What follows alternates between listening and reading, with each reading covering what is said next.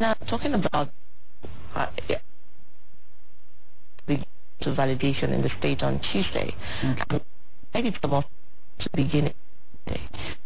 You will maybe with that question understand the point.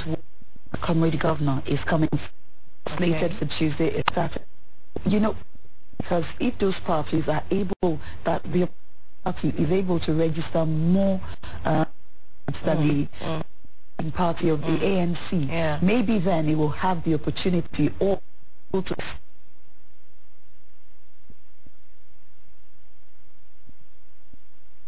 they will be able to stand against him and be able to, hold him to rank.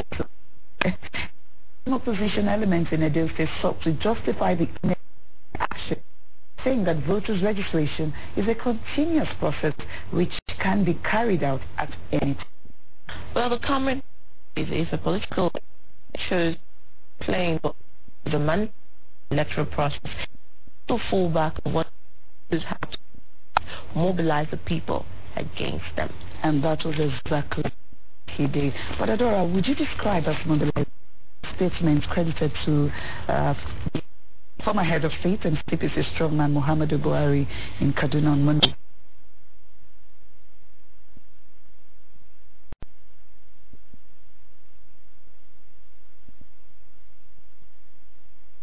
Was absolutely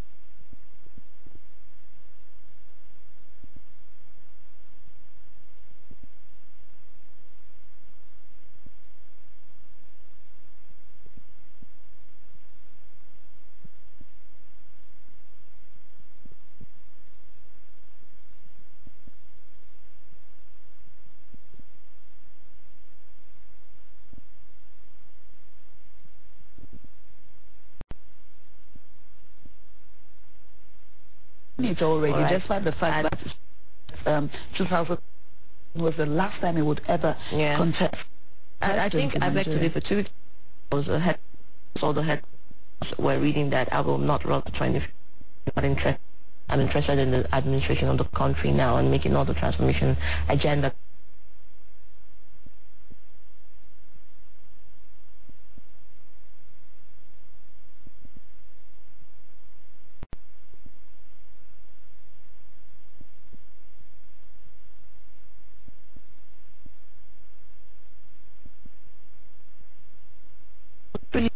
By the word presidential aspect of the election, and he was foretelling a war that must happen in 2050. Exactly. And then again, for someone who knows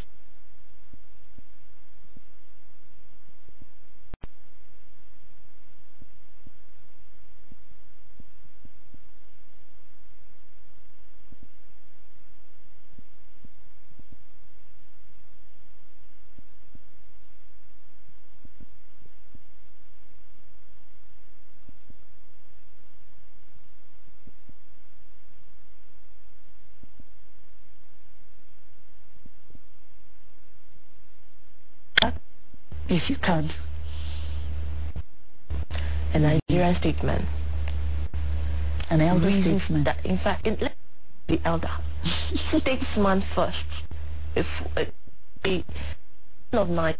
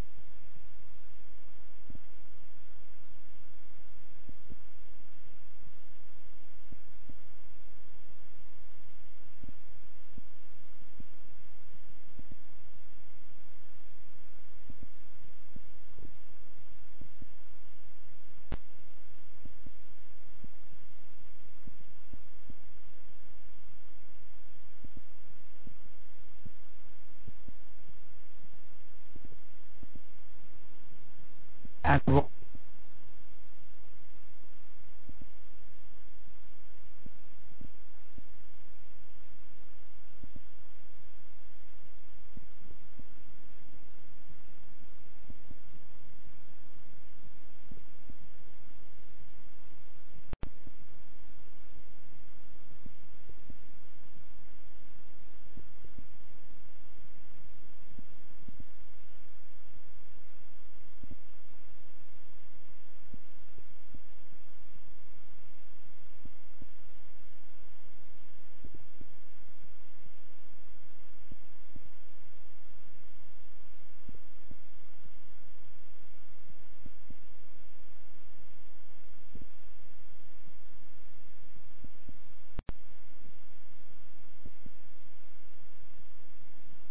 mayhem.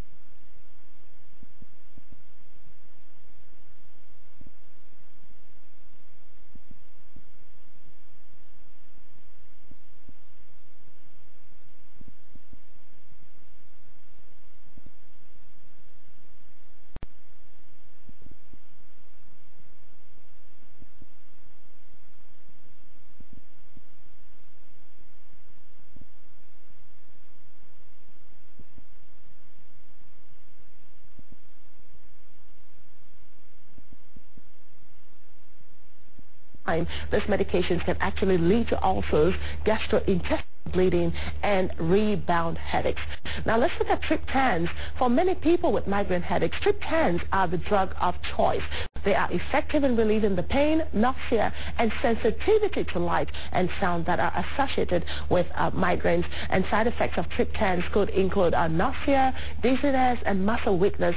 They are not recommended for people at risk of strokes and heart attack. Now let's look at ergot. Ergotamine and caffeine are combination drugs and much less expensive, but also less effective than triptans. They seem most effective in those whose pain lasts for more than 18 hours, and it's also available as a nasal spray and in injection form. Now, anti-nausea medications could also be helpful because migraines are often accompanied by nausea with or without vomiting. Medications for nausea is appropriate and usually combined with other medications. Then opiates, medications containing narcotics, especially codeine, are sometimes used to treat migraine headaches, pain, when people cannot take triptans or ergot. Narcotics are habit-forming and are usually used only as a last resort. But I do know of people who go and get medication with codeine, especially some cough medication, and just drink and drink and drink and drink to get high. This is not a good thing you're doing to yourself. Don't abuse drugs, or else drugs will abuse you. So let's look at the meal of the day before I run away. Meal of the day. Are you coming anytime soon? Come, please. Come, come, come. Meal, meal. Meal, meal. Oh, boy. Oh. No, that wasn't it. Sorry. There's been a bit of technical default there. The mail of the day, I'll read it to you. It says, "Hi Adama, is there any test that can be carried out to diagnose erectile dysfunction without experiencing any default?" And that mail came from John. Well, John, yes, the erectile function is controlled by hormones. So test can be carried out. We can do a hormonal profile, and once the testosterone level is normal, then one is guaranteed to have a normal erection function. Of course, you have to be sure that there's no prior experience, even if there's no prior experience of erectile experience or sexual experience, you can still carry out sexual function as long as there are no structural deformities of the sex organ, in this case the penis for a man. So if you don't have any physical deformities on your penis, and then your hormones are okay, they can test your hormones and test the testosterone levels and all that, and then that would really be something to have. Why is Adora and Tsunami giggling? What are you giggling about? What are you? This women, oh my God, this women. Boss, I think you need to knock this woman on the head with 2 hammers, one and one. Give them a migraine. No, I wasn't. What are they giggling? Okay, like I think girls. The poor man asked a legitimate question, and he's sorry, John. Answer. Sorry, we apologize. These are life threatening situations, and we shouldn't laugh about them. I'm sure Adama is giving you the right answer, but you know, it's just that, you know, when you talk about these topics, you talk about it like okay. Yeah, that's what she was going to ask the question anyway, but we'll let it terminologies that are anatomical names. Is that correct? Anatomical? Well, whatever it is. Whatever jargon. Whatever it is. There are names for everything. Did you shy away from saying not your at breast all, or your hair or your feet? Oh, not at all. Or your womb or your uterus and things like that? It brought up a very funny question. Or your vagina for that instance. We brought up, there was a question that I wanted to ask, which I cannot ask in TV definitely because it is a bit, what would Tsunami call it? Don't look at me. It's your question. So we're going to the league of evil friendship. But let's talk about migraine. Yes. Of course, you've mentioned of how important it is to see a doctor and keep a diary. Really? Yeah, migraine diary. One must keep a diary. Yeah, it's good because it helps you to know what's going on. What did you eat before the migraine? What did you do before the migraine? And how often does the migraine come? Does it come at a certain period in the month? Does it come at a certain time of the day? Does it come at a certain time of the week? What activities do you do before it comes? And those kind of things. So it's good to keep a diary so that you keep track of what it is. Okay. I know somebody that whenever she goes to market, she has a migraine. Like whenever she goes to shop, local food shopping, buying gari, yarn. Whenever she comes back, she's like, I'm not doing this again. I'm not doing this again. I hope she has a wealthy and understanding husband. Well, I hope so too. Yes, I hope so too. But she always takes a cold glass of milk, and I wonder what that does for her. Because every time she has a migraine, she takes that and she just sits still for a while, and it just passes. But I think if she's watching, she should actually see a doctor. Yeah, it's recording. Yes, exactly. Every time she's stressed. It's unusual. It's happening often. Yeah, every time she's stressed, she just has a migraine, and I don't think it's right. Probably need to find out what it is that triggers it. Apparently, there's a trigger, and it's going to the market. So what is it about going to the market that triggers the headache? Yeah. So that now maybe something psychological. Yeah, could be some trauma as a child about going to the market and all that. Wow. I knew as a child I loved going to the market with my mother because she would always buy you things and all that. But as I got a bit older, it became a drag because she would price this thing here. She would walk away. Oh, customer, is that the last price? Okay, then she would say, oh, if it's the same, come and buy from me. She moves away, far away, and it's the same. And then she comes back. She walks all the way back. That's really annoying. Oh, tell me about it. And some of us still do it. Some of us still do it today. Yes. No, wait. How much is this? Whatever. Won't you take this? Whatever. Okay, pack it up. I'm done. Maybe because of that experience with your mom. That's the way I do my own shopping.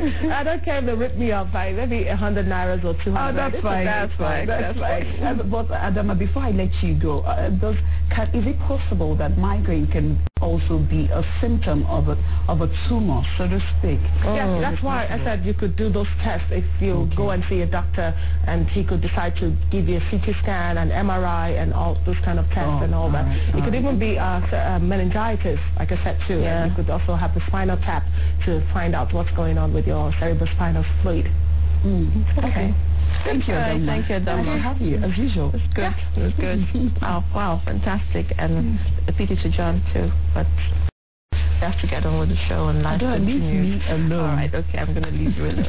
If you just joined us, this is Kaakaki B, African Voice, and of course that was held. If you have a migraine of any sort, I think that you should actually, I was going to ask Adama to, put up her email, because a lot of people would probably want to. Oh, I'm sure you will at some point, because she always puts it up. So you can ask questions and email her if you're having any problems as well.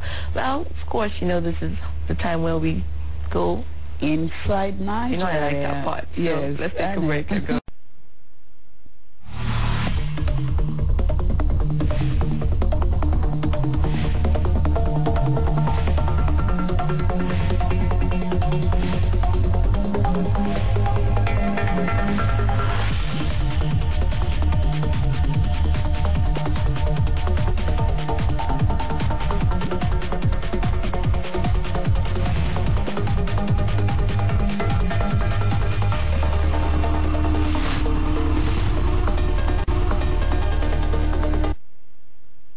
Thanks for staying with us. A federal high court in Abuja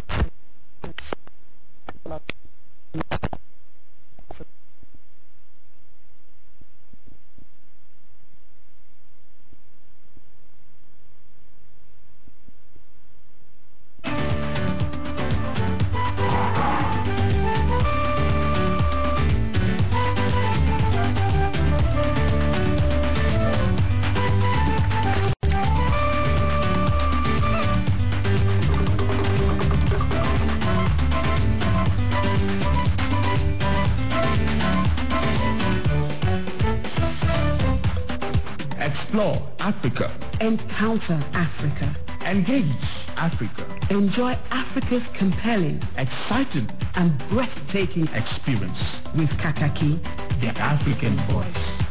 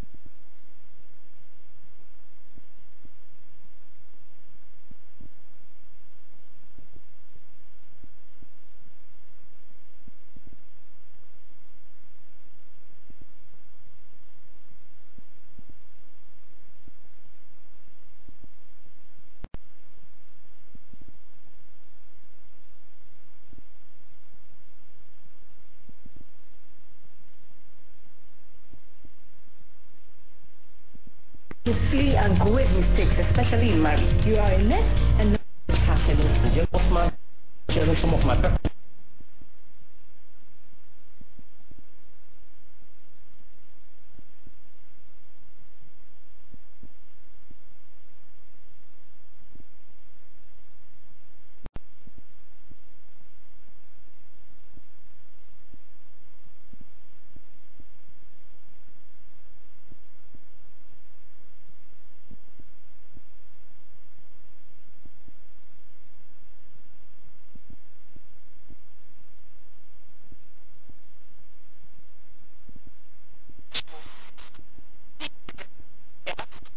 From her background, exhibited various scars. Some of her favorable have not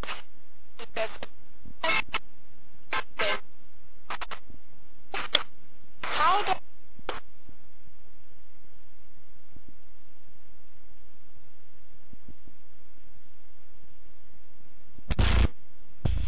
everybody has to see what he or she can will contribute to Nigeria. God, you cannot just expect some contributors so much to develop. Other issue of corruption. What about the issue of engagement in one activity of legal development of that society? And sustainable of democracy. Yeah, so please, deep.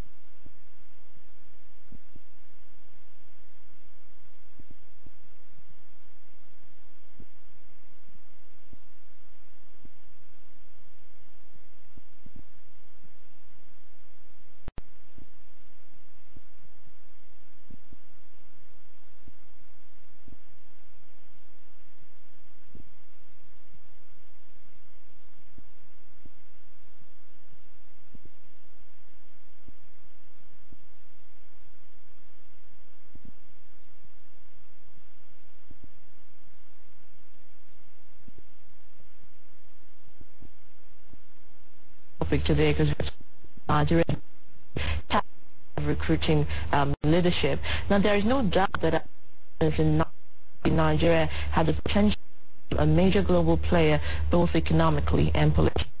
Indeed, the nation a crop of leaders in the politics, public service, and to some in it who had understood the colonial and were equipped. Now, at the political level, there were people who were part of the political movement toward independence and who understood the vision and the mission of the new nation. So, we shared perspectives of the various political parties and who therefore were being groomed to the shoes of the new era arose. We look at it all the time. Which succession.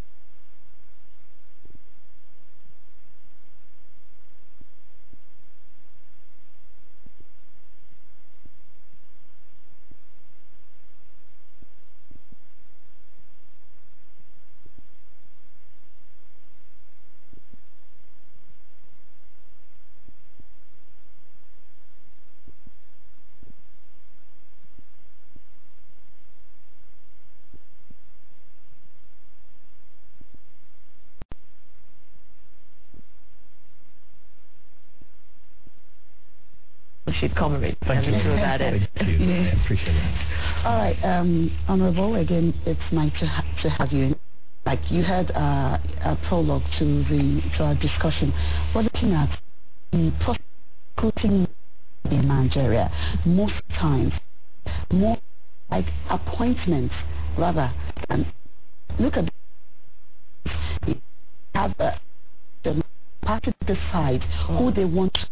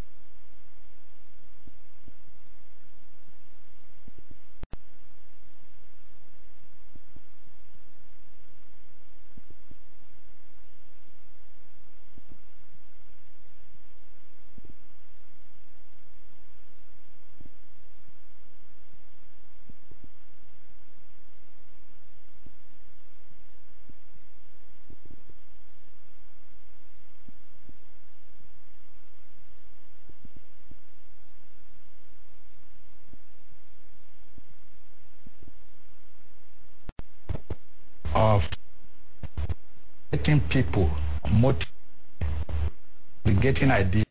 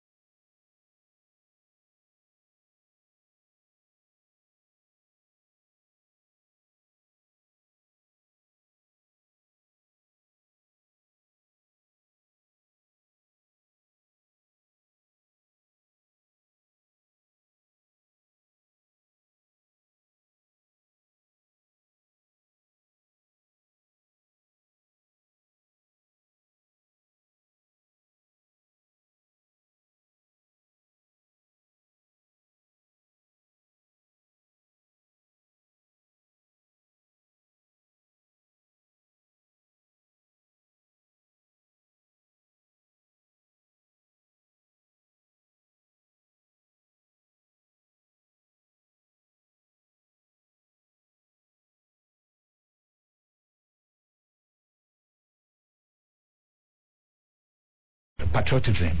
All those things, and then Section 11.5 of the Constitution which has to be, shows this up to talk about, which is under national policy, public policy, and security. I say that government must do away with all forms of corruption and abuse of office. But what are we saying now? My vote does not count. And as long as my vote does not count, we will continue to have this problem of leadership failure, because the people are not electing their leaders. I can understand that. Let's take from the People's Parliament that we watched, and we saw some of the statements. They said they mentioned a few things: track record, good name, pedigree, and of course it brings my mind of impunity, which is what the military rule also offered. And I think that is what has continued democratic rule. Now the question exactly is, with that circle of the military rule and of course the impunity that was offered to the appointees, because you now have the era of democracy which has continued. So what we're saying is that would you or would you not say that the military rule actually introduced this culture of impunity? No, it didn't. It is the lack of proper transition from the colonial authorities to the present generation of post-disconnect. The military introducing order, war against indiscipline, sending some irresponsible politicians to jail. I'm sure they will not like what I'm saying now. I had my uncle that also went to jail for about 200 years or so. Those kind of things. But it shows you the frustration of some committed Nigerians about how things should be done properly. And let me say that the whole idea is not about the military. It is about the Nigerian people and willing to have and they have not behaved very well, consistent with democracy, to follow. What stops you apart from can get away from that? But because everything has been corrupted, the system is corrupted, the judiciary, you can't get justice there. People win elections and they go to court. That is another matter altogether, where they are expecting that nobody is above. You come from a political party and you are above. So these are the issues. We must in this country develop core values, a national interest, which we attempted to do by defining national ethics under Section 23 and Section 11.5 of the Constitution. Honorable, you have rightly said it. You can't be a judge in your own case. Yes, so we're going to just leave it the way it is. But let's look at politicking in Nigeria. Generally, politicking is an expensive game. People say that because there's too much money in politics in Nigeria, that is what has undermined the recruitment process of credible leaders, people who can take up elective positions in the country. Now, why has the same too much money in other spheres, like in the Western world, has not caused the same situation that Nigeria has been faced with?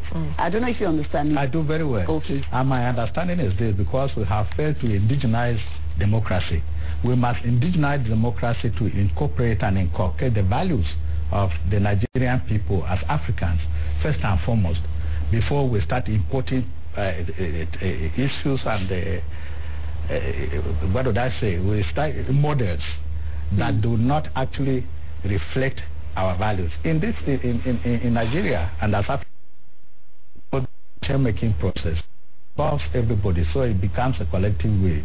People participate, but emergence of certain people and certain leaders, and where a particular governor in succession brings out a person of his choice, irrespective of the people, then you still will have this kind of arrangement where have no connection whatsoever to the value system of the society, and they will also, when they are leaving, bring such people to them. Then we become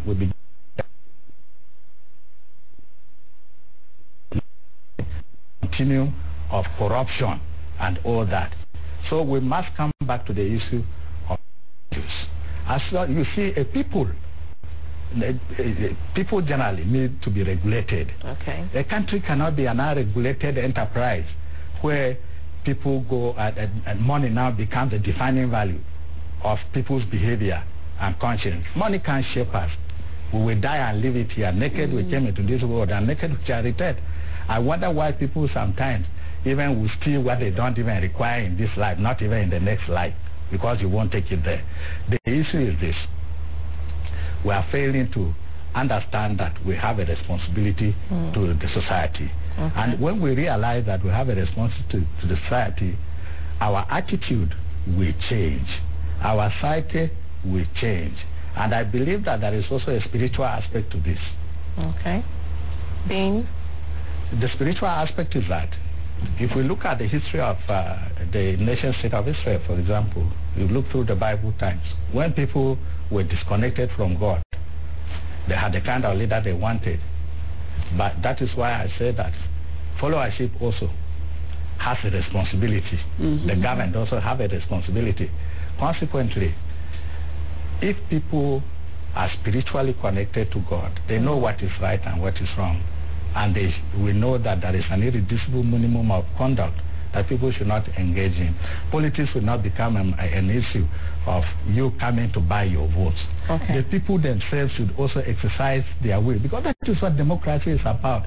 Giving people the chance to exercise their choices. But it is not so now. Why? Because of abject poverty. And who is the creation of this abject poverty? Governance and the failure of leadership. Because in the north you have the Almajiri, the people on the street. You have the Niger Delta people, the MEND. You have OPC. Or the other day, you have Masob in this other side. These things, people begin to ask certain things. People begin to share ideas when you fail them, when leadership fails.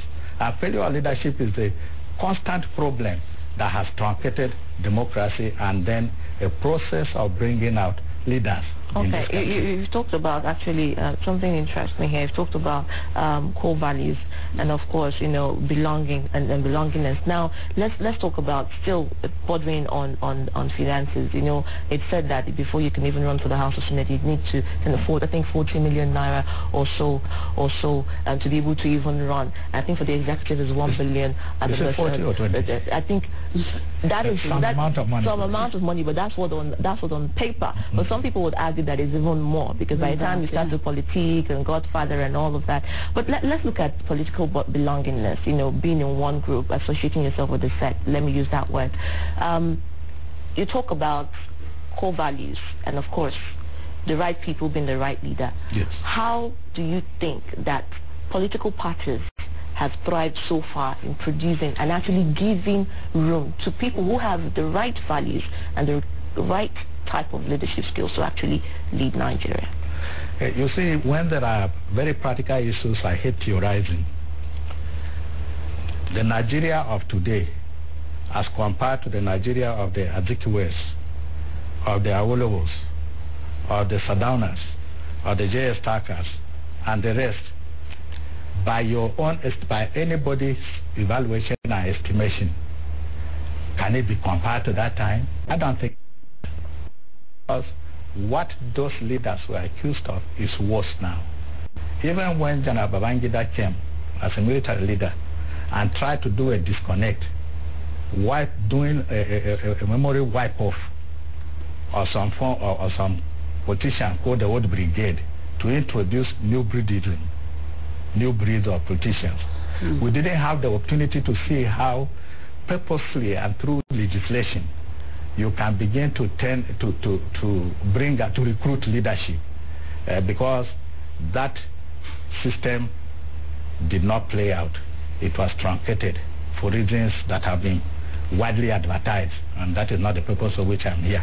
But I think political parties have failed us because they seem to be the platform through which leadership can be recruited. In the political setup itself, political party setup itself, there is lack of internal democracy. That is why the National Assembly has over time tried as much as possible to introduce and inculcate by legislation the issue of internal democracy within the parties. Who are the ones that call the shots? Are they calling the shots on behalf of the people, or they are calling the shots on behalf of themselves for their personal needs and personal arrangements with those that are going to take up political offices and also control institutions of state? You will discover that the whole idea is underpinned and undermined by a process where agreements are reached, silent memorandums are accepted, and then any time there is a failure in negotiation, you see them disagreeing all over the place. Let's investigate this issue, declare national emergency on the leadership recruitment process in this country. Move away from the present system. Let the court system become effective to adjudicate issues. So when people are saying that, look, this person was not popularly elected, the court should not hide under technicalities. Dismiss such very, very credible. So you query the value and the ideologies of the parties themselves. There is nothing wrong with the ideas and ideologies, but there is everything wrong with you carrying the Holy Quran with you in your armpit.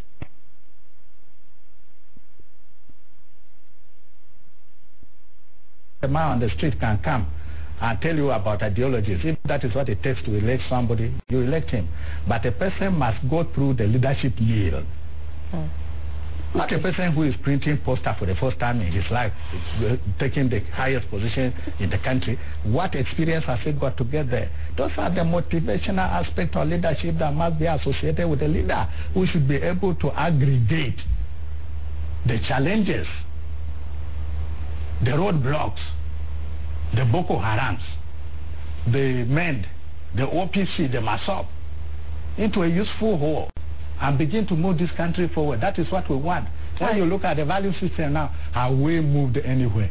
What has taken it took Japan only 40 years after Second World War to become the epicenter of technology. It is taking Nigeria 50 years of retrogression, corruption. Honorable. Nothing to write home about. Talking about political parties, let me ask you this. On what political party platform were you elected? I think you should ask me what political party I belong to now. I was elected on the platform of PDP, People's Democratic Party. So what political party do you belong to? Now I belong to the Action Congress of Nigeria because that is democracy for justice. I discovered that PDP cannot offer my people the kind of democracy and the dividends of governance and then shape the society the way I want it. So the best way to do it, and when there is no internal democracy in a political party, you are free for political locomotion to another one. That is the beauty of Nigerian democracy. So I went and see the caught up with me. All right, Honorable, congratulations for your move. But let me ask you this. Now, what is the value, the core value and ideology of the ACN which you now belong to?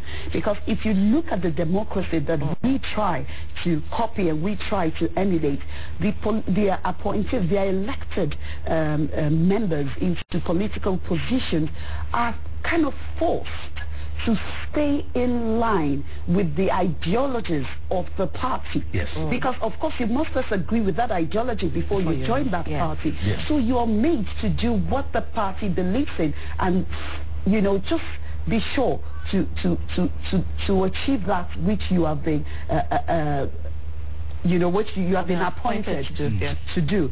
So how is ACN making sure that you deliver? One. Let us do a spectrum survey of the different political parties that are in governance today in Nigeria in context with the ACN. ACN is controlling most of the states in the southwest. And then they do it in south. None in any other region, I guess. Now, you have been to Lagos. You were in Lagos.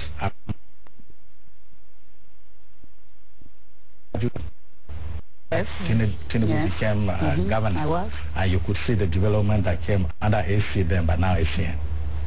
And then when the senior advocate of Nigeria in Silk, Babatunde Fashola, is now there. I don't need to tell you, I don't need to theorize the developmental steps and stages and the achievements, the moment for ACN in that state. You can talk the same thing about HT. You say the same thing about Osun State, which just came on stream the other day. Okay, so we understand. We won't allow you advertise for ACN any further. That's commercial. You're now beginning to advertise. No, but if we can begin to have a few states, other political parties, under control of other political parties, behaving like the Fasholas, behaving like the Ekiti, behaving like the Osun and the Oshunole, I am sure that we will not be complaining about political parties. No, but you're talking about the spectrum survey, so let's talk about other political parties in relation to what you have analyzed for the ACN. Okay, now, I come from Benue State. Okay. What value has the political party, the PDP, added to Benue State? I know they will attack me for in terms of development. You remember that at the beginning of this discourse, we identify leadership and what it is. We said that leadership must aggregate opinions for the common good of the people. We said that whenever leadership emerges not out of popular will and choices of the people, you are likely going, and you most of the times have a disconnect. I come from Benue State. I know they will buy space on every media house now to come and criticize me for this statement. When Senator George Akume, the minority leader in the Senate now, left, what value has been added? All the contracts that he did and paid have been reviewed. I know they will come and contest these things, but let us bring the figures. Nothing has been added. And I'm sure that this is a representative sample of PDP here. And the problem is that leadership is not emerging and being recruited through the proper process of democracy and democratization. Okay, that's why you have failure. Yes, that is why we have leadership failure. But when we have an emergence of recruitment that reflects the ways of the people, and if the political party thugs decide to disrupt and cause a tsunami and torpedo the system, we have the court system to adjudicate. Now, it doesn't happen, so there's nowhere to go to get justice. Right. And then the problem is that you are making the people hungry. When the people are hungry for justice, hungry for food, hungry because of insecurity, you are saying that the people, the poor are awake because they are hungry, so the rich also cannot sleep because the poor are awake. Okay. Let's go back to our topic of discussion. Yes. Now, there are arguments that the presidential system adopted by Nigeria in 1978, for instance, undermined the tutelage and mentorship culture that the fathers of independence of Nigeria, for instance, tried to, cultivate, and this culture is not inherent in parliamentary democracy today. Is there any merit in this argument? Because of course you know that people like Awolowo, Nnamdi Azikiwe, Yar'Adua, these are people in their time had followers who were learning how to be leaders under them and who will be brought out at the appointed time. Yes. Now, do we have, that 1978 presidential system adopted doesn't seem to have room for that. Yes. You see, it is this same kind of system which should even nurture and develop mentorship, because people should not talk about occupying space at a particular time, but talk about the issues and the developmental strides, the value they added to a system. Mentorship is very necessary in governance. Let me just hold it there. We have our phone lines open. 094-625-203, 094-625-203. Please call us and give us your contributions. Please continue with that, Senator. Yes. I was saying that the mentorship is very necessary in this type of governance, because people should know their leaders, know their weaknesses and their strengths from the period of mentorship. There are states in the United States today that have legislated for mentorship. Small people are mentored by big business people who may later on become recruited into governance. You know, although the Canadian example may not catch here very well, but you can see a president even mentoring his son. Look at the democracy in Russia. You see Boris, yes, mentoring Putin and the others. And that goes on through the system. Obama is also mentored by someone. Yes. You will see the mentorship even in the Kennedy family. You see it in other democracies. But here, we have a total and complete misunderstanding. People don't want to be mentored. People don't want to be under tutelage. They don't want to be proteges.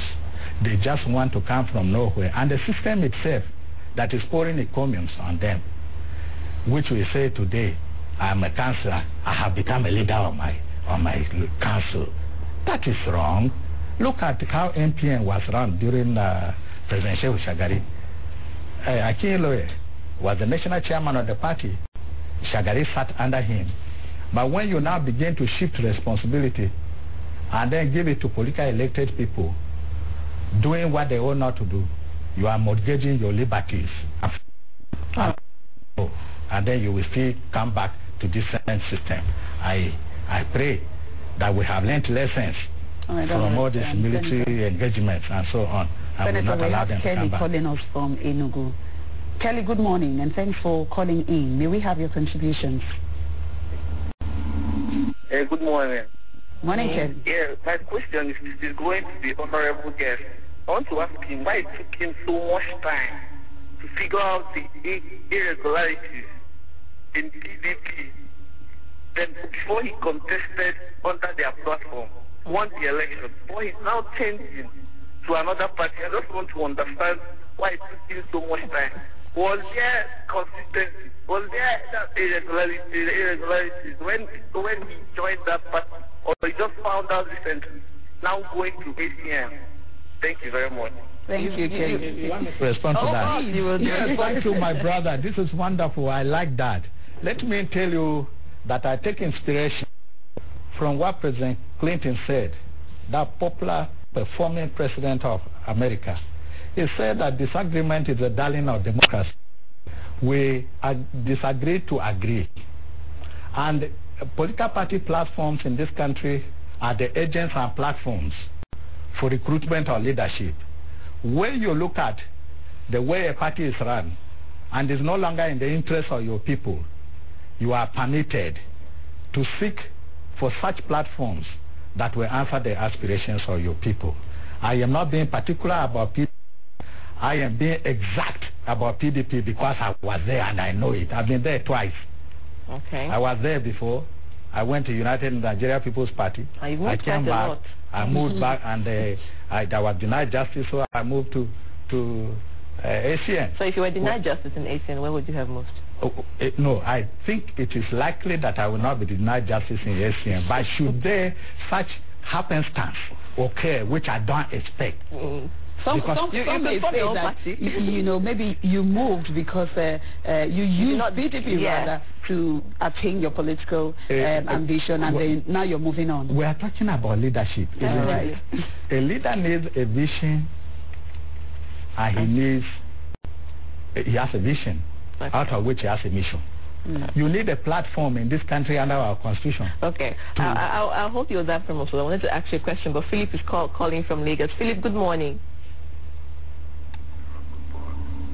Good morning, Philip. Can you turn down the volume of your television set so that we can hear you? Yeah, already I don't even have volume.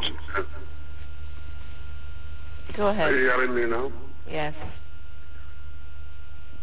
Yeah, looking at your topic of recruiting people who are supposed to follow our present or past leaders.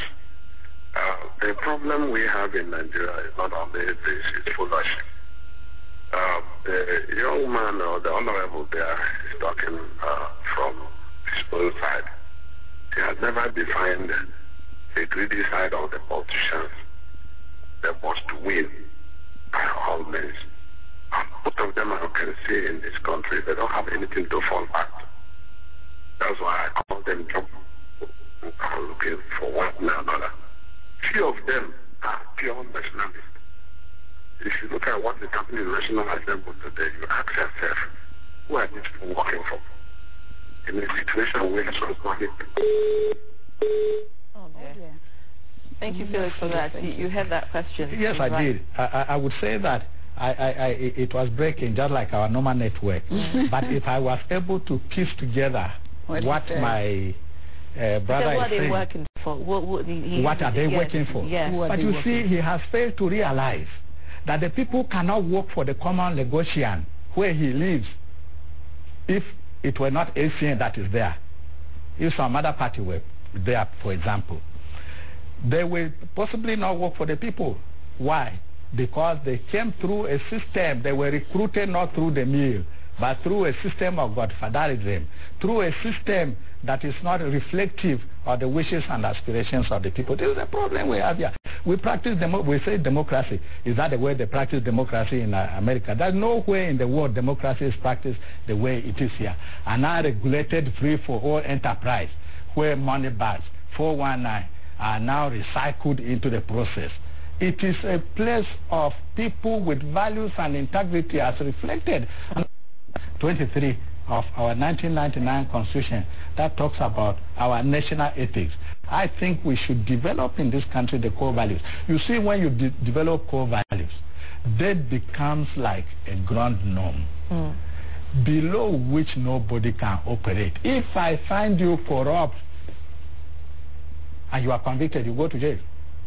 Not where House of Reps would carry out a probe and the public statement will come out that, well, it was just an exercise. It is not just an exercise. It should be taken to logical conclusion. Indeed, it should. Senator, I beg your pardon, we have to cut you again. James is calling us from Kaduna. Let's hear what he has to ask you. Okay. James, good morning. Hello, James. If you can hear me, turn down the volume of your TV set and let's have your contributions.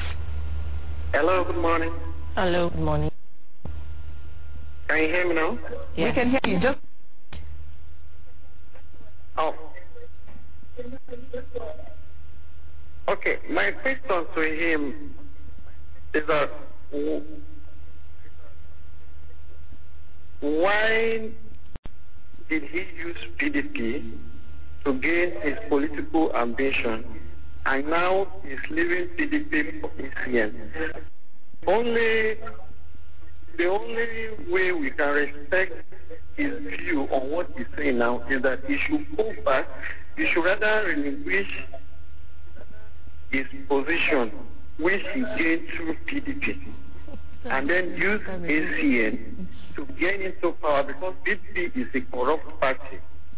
So it is not good for him to use PDP to be where he is. So the only time his position can be respected is that he should avoid his position and then use ACN, which is the right party to not get where he's going. But I think James probably didn't hear you when you talked about when you have the right, when you do not agree with the party anymore, to move on, and the party does not represent the interest of your people. And I also think that he's also trying to still go to the issue of political belongingness, making when things are relevant. So he actually wanted to put it like but can I say something?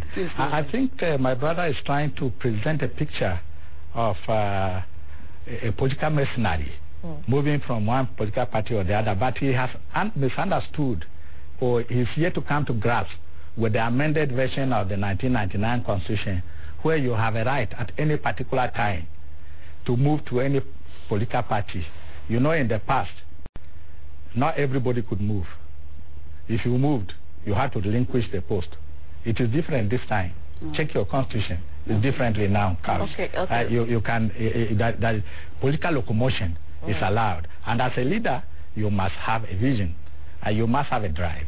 And when you have a vision, you need a platform. If a platform does not answer the aspirations of your people, you move to the other one. So, my brother, I'm a Nigerian. That is Nigerianness in me, but I need to liberate my people. All right, talking about liberation. Okay, I'm going to ask you this question, and I want an answer that is unbiased because it might not particularly be from your political party. Yes, now, let's look at the PDP, for instance. You know, the Bamanga Tuko as the chairman of PDP.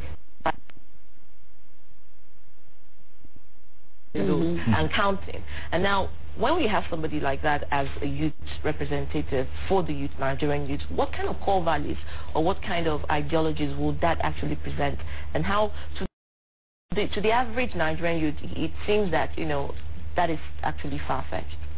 I share the emotions and the views expressed by quite a number of people that a person at 60, the age trying to aspire to, is no longer a youth, and there is nothing youthful about him. I think that at the age of 50, he should be talking about monopoles, a positive idea in and otherwise. So I don't see how a youth fits into 60 years. But you said I should not make a partisan approach to this issue. Yes. So I don't belong to PDP. Just round it up by just leadership, how to improve leadership recruitment in Nigerian political... in the Nigerian, in the recruitment of political leadership in this country, in Nigeria, first of all, we must do a cleansing of the electoral process itself. Okay. The electoral monitoring body should not be an agent or instrument or rigging for any whatsoever, be it ACN, be it PDP, be it CPC or whatever. Let the wishes and the votes of the people count. And then let people come through the me process of leadership. And let them not be their credentials not only be that they have a godfather somewhere with whom they have had agreements. Thank you very much. I'm grateful. Quite spoken, and I'm sure if we live in we take go on. All right, nice to have you, Kaakaki. Thank you very much. And thank you, callers, for calling in. James, thank you, Kelly, and thank you, everybody, and those who are still trying to call. Right now, the interview has to come to short because it's top of the hour, and we're going straight for Pan-Africa. We had Senator Joseph Akagege, retired military officer, former military administrator, Caston Estate, Senator 2007 to 2011, and also Associate Comrade. Thank you for coming to Kaakaki. And of course, this is Kaakaki Station. We'll be back after this time off. Stay tuned.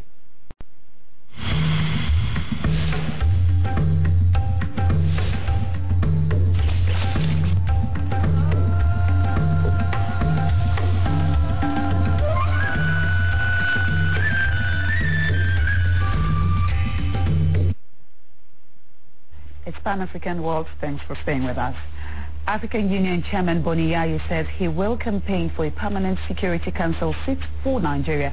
The Republic of Benin president said Africa deserves not less than 2 seats at the Security Council. A situation, he says, has been discussed with United Nations Secretary General Ban Ki-moon. He said he will always be appreciative of Nigeria and President Goodluck Jonathan for selecting him as AU chairman. Some of the issues that brought the AU chairman to Nigeria are the resolution of the African Union Commission chairman, an upcoming G20 meeting of which the African Union chairman had been invited.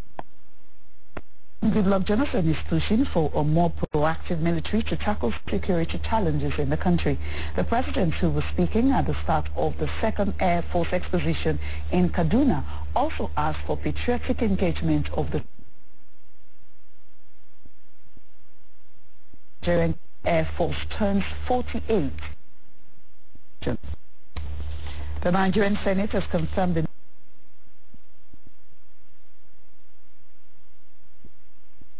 Republic of Nigeria. The senators confirmed him after the nominee faced a screening session during which he answered questions from them. In Ekiti State Governor Kayode Fayemi says the State House of Assembly is in the threshold of showing new initiative in legislative duties in Nigeria. Governor Fayemi made this observation at a meeting with the Speaker of province in South Africa during a visit to explore ways of cooperation and possible of investments into Ekiti State. The governor at a breakfast meeting with the Speaker of the Guanteng Parliament, Honorable Lindiwe Maseka, expressed happiness over the existing cooperation between the Guanteng Parliament and the Ekiti State House of Assembly. Responding, Lindiwe Maseka commended the initiatives of the Ekiti State government, which she described as intellectually driven, promising that her parliament will do everything to share its rich experience with her Ekiti counterpart. The delegation has since returned home. And that's Pan-African World. Kaakaki continues in a moment. Don't go anywhere. We will be right back.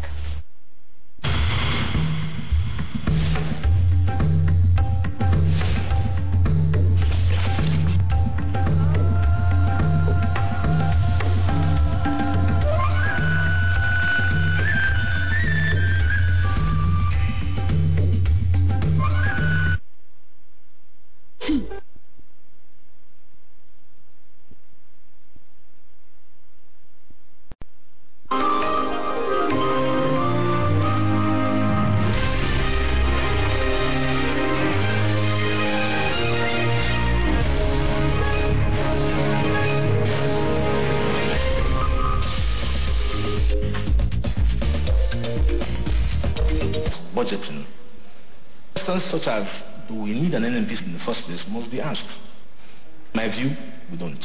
He is the field officer. He has the responsibility to ensure all operations regarding arrest and all that is conducted in the usual manner. Engaging emerging topical issues in the polity.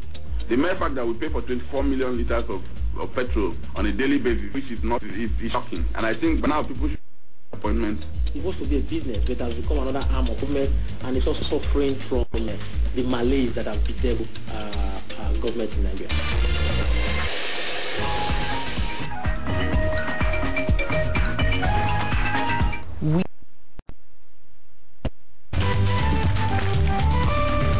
That are benefiting at the IOCs. Why?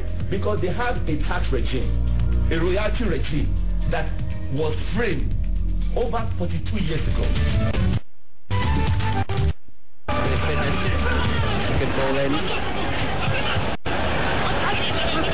Still with Morocco. Surely. Explore Africa. Encounter Africa. Engage Africa. Enjoy Africa's compelling, Exciting and breathtaking experience with Kaakaki, the African voice. Now listen. The law is now beyond argument that the effect of a nullification of a thing, not necessarily an election, the effect of nullification of a thing is to completely wipe out, obliterate, remove, undo, erase, or render it ineffective. Why must Nigerians pay the crime that has been perpetrated by this cabal?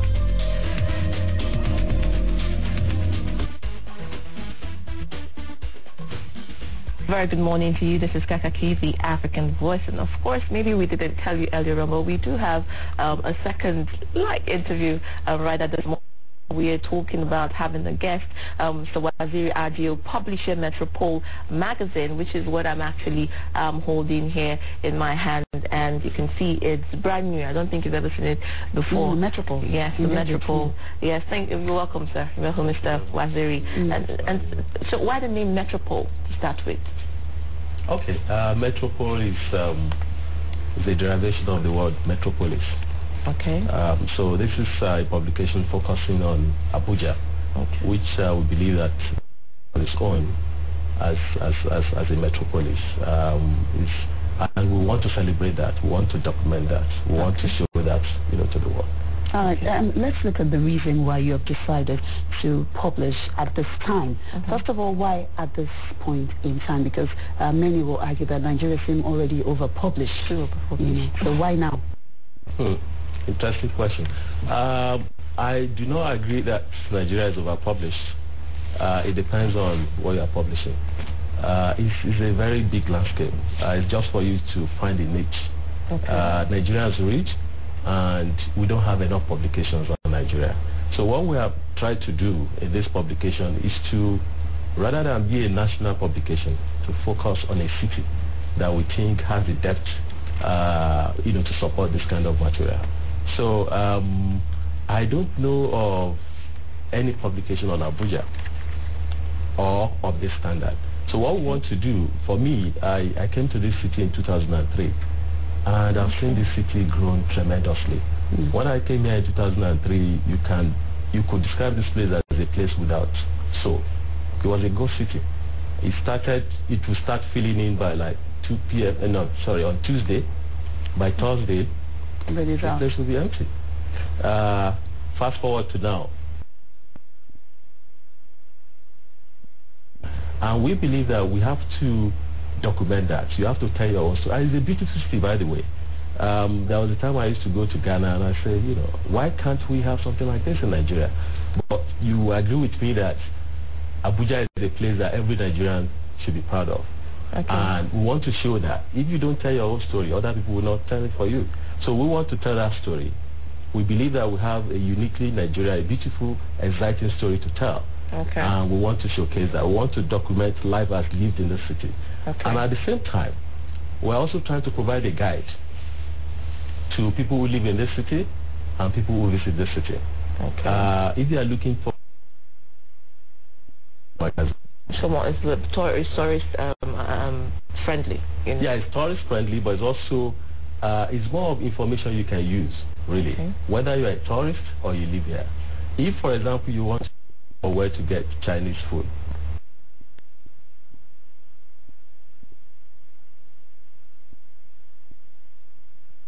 back of the magazine, where you can go to and say, where are the Chinese restaurants in this town? If you want to buy gifts for somebody, if you want to buy books, if you want to go to cinema, if you want to go to, you are looking for hospitals, anything that you are looking for. Okay, so just before you ask that, sweetheart, I just see atop Poppy Hills right here on the front page. Now you're saying that it's concentrating on Abuja, as against other magazines. Every month they choose a fashion icon or a celebrity or maybe a subject that interests people. Are you saying that you're going to be focusing on different parts of Abuja at every time that the magazine comes on the brand? Yes and no. Okay. We're going to be focusing on Abuja as a whole. Okay. And do different sections of the city. It's not like a whole edition will just be on or Gariki, no. Okay. We try to cover the whole part of the city. But at the same time, this is a publication that is targeted at the business, political, and the policy elites of this town. Okay. Provide the information that they would need, and also showcase to the world what is going on in the city in all its ramifications. All right. Let's look at the magazine. It's not an magazine. Yeah. So under what umbrella would you put it? What would you call the magazine, and what's your editorial? If you think of Time Out, if you think of a publication like Vogue or Cosmo,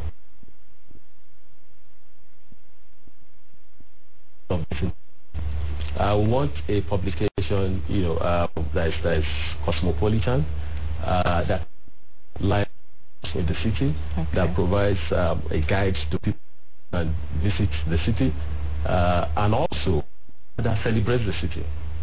So, and we're going to be having pictures, good prose, something. It's not like you said. And at the same time,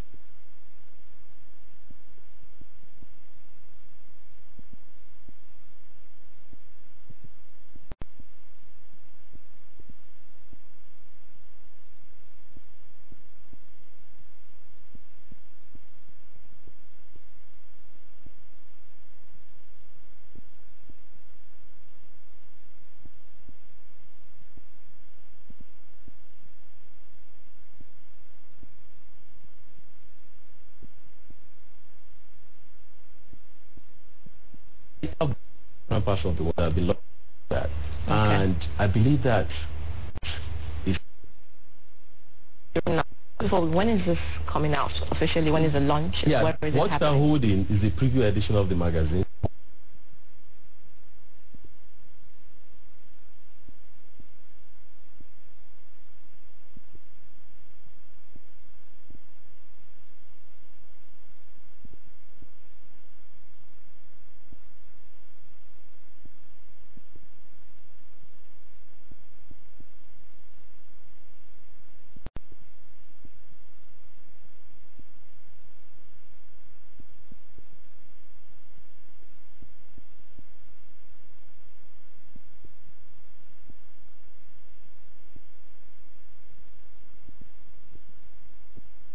FCT is the keynote speaker, and Mr. Kimbelo Osage will be the chief presenter. All right. Thank you very much for coming.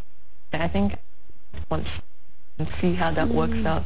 I'm going to go through it and see if I'm convinced. She's a thorough critic. All right. All right. Thank you very much. I wish you all the best for tomorrow's lunch, and I hope that it gives more results. And we have enjoyed by Mr. Waziri Adio, about the publisher of Metropole magazine, and I think by what I see, it will be flip to it and have a look, and perhaps you might just want to buy a copy for somebody visiting you in town who wants to know where the latest mama put is. I hope that they have addresses. Yes, is there. All right, thank you for joining us, and thank you for coming on Kaakaki this morning.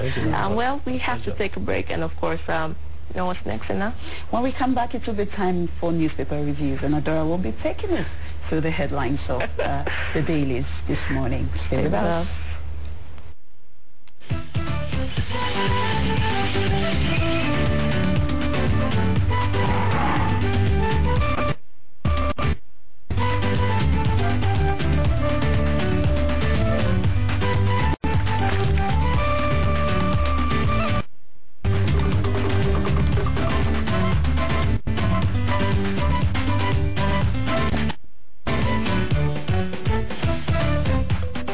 Explore.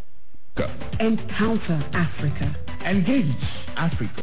Enjoy Africa's compelling, exciting, and breathtaking experience with Kaakaki, the African voice.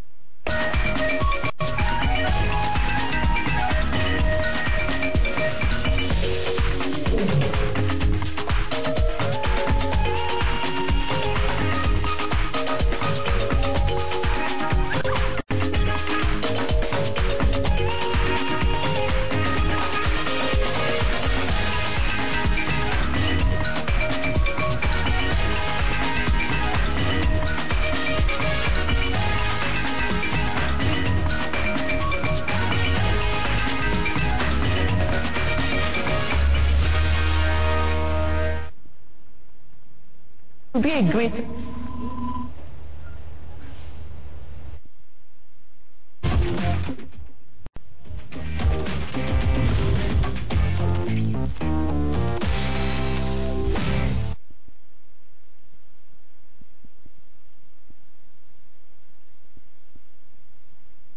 Good morning. You're still very on to Kaakaki, the African voice, and it's, of course, time for us to talk about what's happening in the papers this morning. And yes, I am joined by our very own Ichie Million in-house analyst, Mr. Victor. You're welcome, sir. You're welcome. It's good to have you again. How are you this morning? Thank you. Very well, very well. Okay, let's start with Vanguard and see what is this morning. You cannot be stressed. We start with the 2015 election. Government PDP of Buhari says he is bloodthirsty, should be cautioned.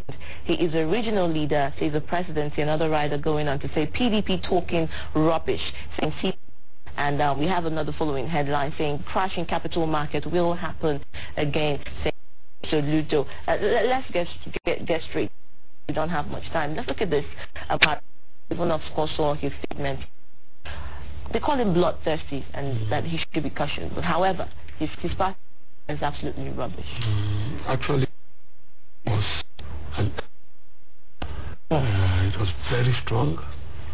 And whoever reacts and reacts strongly will not be blamed. Okay. These are two equal positions. So the way he saw it. Okay. No mincing of words. And it will it. Yes. The quotations, if it was quoted rightly, okay, and in context, that was an extreme. I mean, we saw his representative saying that if INEC is not afraid the leaders are not afraid of rigging their, don't bother with the statement because it's just every other.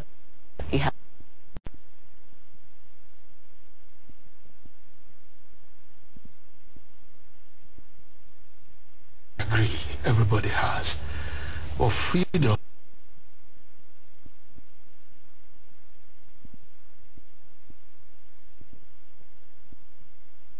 The answer to that is, what would we call that? Asunder.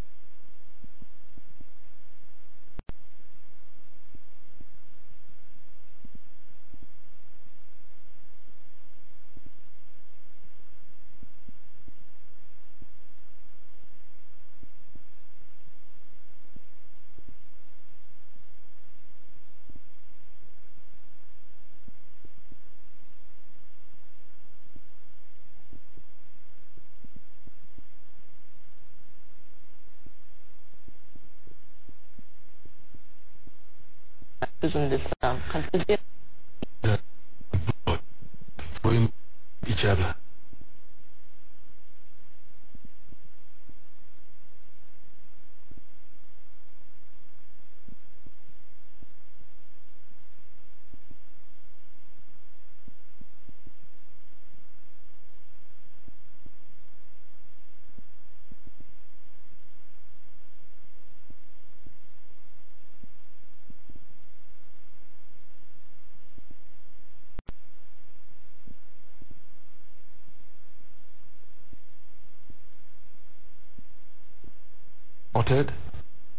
Chinese who are caught in a lot of African countries.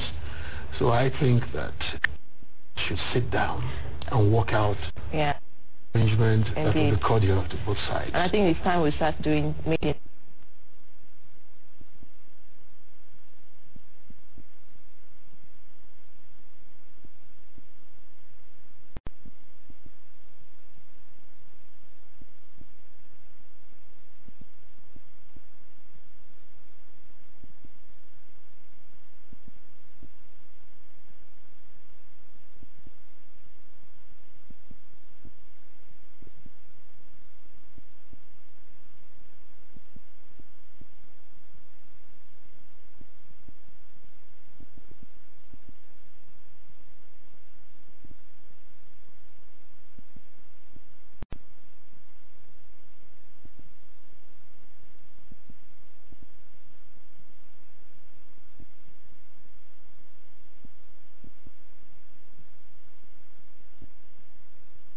we have an interesting story, an insert picture with Ibrahim Dakwambo and People's Democratic Party Senate 300 in Indonesia, which is for its people and love and standing for its own, regardless of the crime. Unless there is this exchange arrangement between Indonesia and Nigeria, where that is, convicts from Nigeria in Indonesia can come home and serve. Unless there is that kind of thing, we understand we have with the United Kingdom. Unless there is that, what else can the government do?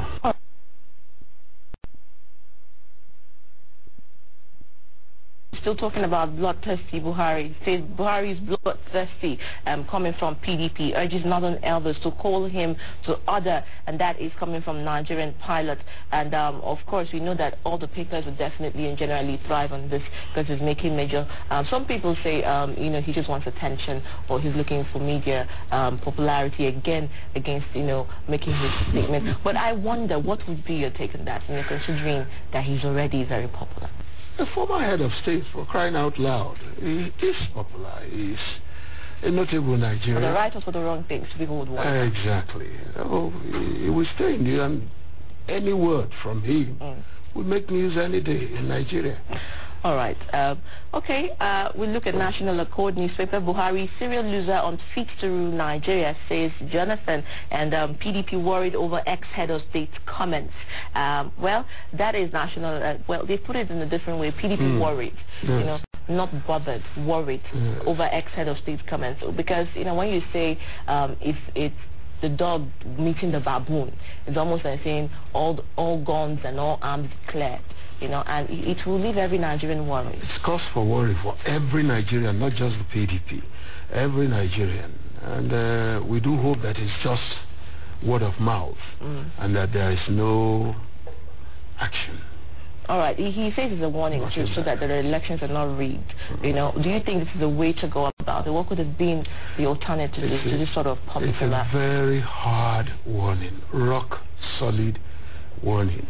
A warning that can backfire. A warning that can set the country on fire. That's why we are getting these very hard reactions from the PDP and from some other individuals in the country. All right. Well, you've heard it from the analyst, heard it from Victor. Well, if you want more read on that, you want to get an insight on that, you go to page, of course, you go to page 5 and page 2 of the National Accord and get your own side of the story. Perhaps you beg to differ, but I'm just wondering why that will be the frame of thought. Let's go to leadership. And leadership is talking about army recruits, different from all the papers, making it on a lighter note, I think, maybe perhaps because of the market.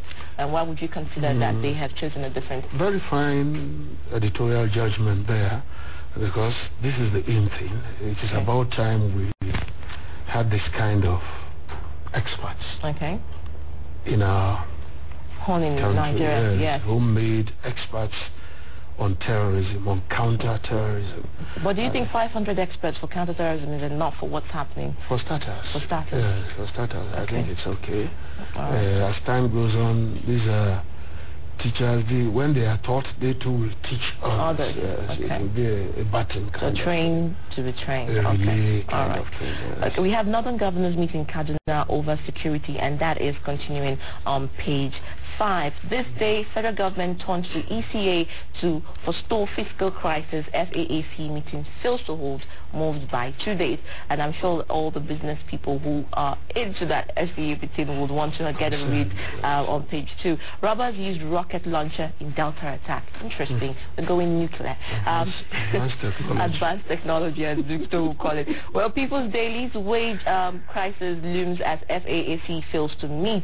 No committee meets Friday, says the minister. And this is also what this day is bringing to our table this morning. Interesting story. Blind couple, Muslim converts standout in Kano mass wedding, and that's, you know, the wedding that was happening. Interested.